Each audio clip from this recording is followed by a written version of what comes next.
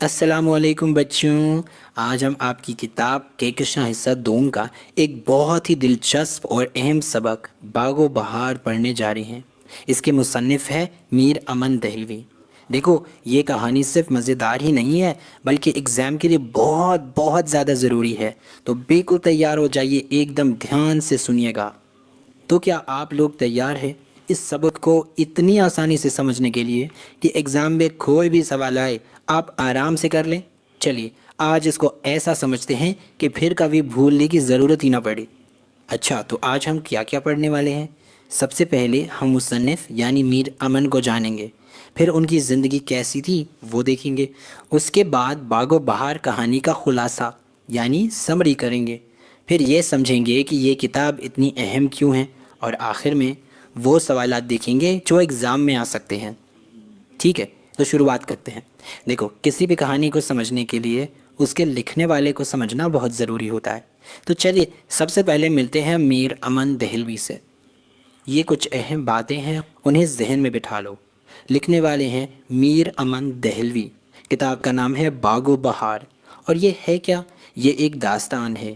داستان مطلب ایک لمبی کہانی جس میں ایڈونچر ہوتا ہے، جادو ہوتا ہے، اور کہانی کے اندر کہانیاں ہوتے ہیں.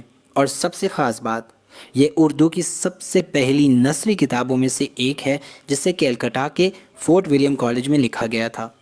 اب تھوڑا میر امن کی زندگی کو دیکھتے ہیں، کیونکہ ان کی زندگی میں جو کچھ ہوا اسی کا اثر ان کی لکھائی پر بھی پڑا، اور اسی وجہ سے ان کی تحریر اتنی خاص ہے. تو دیکھو، میر امن کی پیدائش ہوئی 1748 میں دلی میں. یہ وہ وقت تھا جب دلی برباد ہو رہی تھی. انہوں نے یہ سب اپنی آنکھوں سے دیکھا. حالات اتنے خراب تھے کہ انہیں کام کی تلاش میں کلکتہ جانا پڑا. کلکتہ اس سمے ایک نیا اور بڑا شہر بن رہا تھا. وہیں 1801 میں وہ فورٹ ولیم کالج سے جڑ گئے، اور اس کے ٹھیک ایک سال بعد 1802 میں یہ زبردست کتاب باغ و بہار چھپ کر سامنے آئی. اچھا، فورٹ ولیم کالج میں ہوا کیا؟ وہاں ایک انگریز تھے، ڈاکٹر جان گلکرسٹ. انہوں نے میر امن سے کہا کہ ایک ایسی کتاب لکھو جس کی زبان اتنی آسان ہو کہ انگریز افسر آرام سے یہاں کی زبان سیکھ سکے. بس اسی ضرورت نے ایک انقلاب پیدا کر دیا.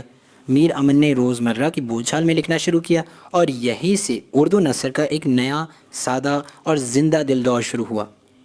چلو بچوں، اب مصنف کے بارے میں جان لیا. اب چلتے ہیں ان کی بنائی ہوئی اس جادوئی دنیا باغ و بہار کی کہانی سننے.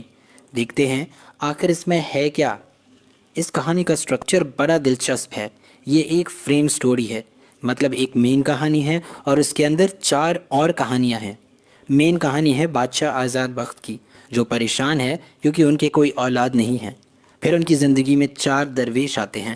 ہر درویش اپنی الگ عجیب و غریب کہانی سناتا ہے، اور جب یہ کہانیاں ختم ہوتی ہیں تو بادشاہ کی مشکل بھی حل ہو جاتی ہے. اور یہ جو درویشوں کی کہانیاں ہیں نا، یہ صرف کہانیاں نہیں ہیں. ان میں محبت ہے، جادو ہے، سفر کی مشکلیں ہیں، اور ہر کہانی کے آخر میں کوئی نہ کوئی اچھی سیکھ، کوئی نصیحت ہے. یہ کہانیاں آپ کو ایک الگ ہی دنیا میں لے جاتی ہیں. سر، اس کتاب کی زبان کا ایک نمونہ تو دیکھو. سبحان اللہ، کیا صاحب جمال بادشاہ ہے، اور کیا صاف مکان ہے، جیسے مہتاب میں چاندنی کو لی ہے.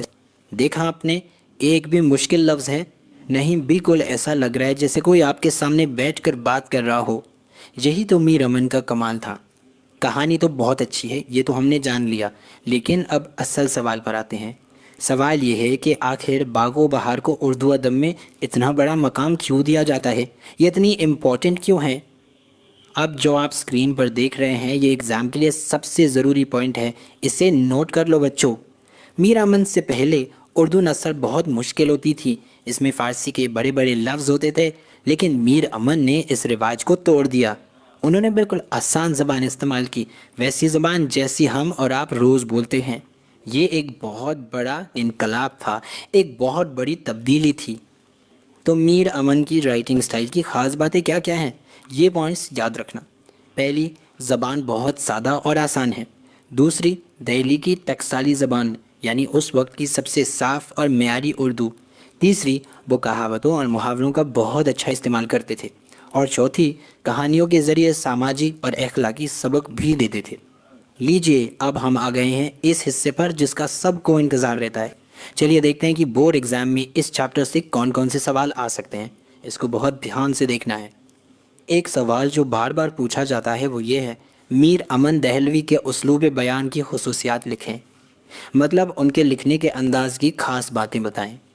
اس کا جواب کیسے لکھنا ہے؟ آپ یہ پوائنٹس لکھ سکتے ہیں کہ ان کی زبان سادہ اور عام لوگوں کی سمجھ میں آنے والی ہے. وہ روزمرہ اور محاوروں کا استعمال کرتے ہیں. ان کے جملے چھوٹے اور صاف ہوتے ہیں. ان کی تحریر میں دہلی کی بول چال سنائی دیتی ہے اور وہ دکھاوے اور مشکل الفاظ سے بچتے ہیں. سمجھ آیا نا؟ ایک اور بہت ہی اہم سوال یہ بن سکتا ہے، باغ و بہار کو اردو کی پہلی اصلی نثری داستان کیوں مانا جاتا ہے؟ اس کے جواب میں آپ یہ 3 باتیں لکھ سکتے ہیں. پہلی کہ اس سے پہلے کی نثر بہت مشکل اور فارسی سے بھری ہوئی تھی. دوسری، میر امن نے پہلی بار عام بول چال کو عزت دی اور اسے کتابوں میں جگہ دی. اور تیسری بات، انہوں نے آنے والے رائٹرز کے لیے ایک راستہ بنا دیا جس پر چل کر اردو نثر نے بہت ترقی کی. ایگزام میں تشریح یعنی ایکسپلینیشن کے لیے بھی ایک پیراگراف آتا ہے، جیسے یہ والا. اب اس کی تشریح کیسے کریں گے؟ 3 سٹیپ یاد رکھو. پہلا، سیاق و سباق، جس میں آپ لکھیں گے کہ یہ پیراگراف باغ و بہار سے لیا گیا ہے اور اس کے مصنف میر امن ہے. دوسرا، مشکل الفاظ کے معنی، جیسے غوغا کا مطلب ہے شور.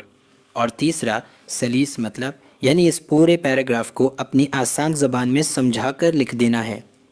تو بچوں، آج ہم نے میر امن اور باغ و بہار کو بہت اچھے سے سمجھا. اب آخر میں ایک سوال میں آپ کے لیے چھوڑ کر جا رہا ہوں. آپ خود سوچئے گا کہ کیا واقعی جو کہانیاں آسان زبان میں لکھی جاتی ہیں وہ مشکل زبان والی کہانیوں سے زیادہ دل پر اثر کرتی ہیں؟ اس پر ضرور سوچئے گا.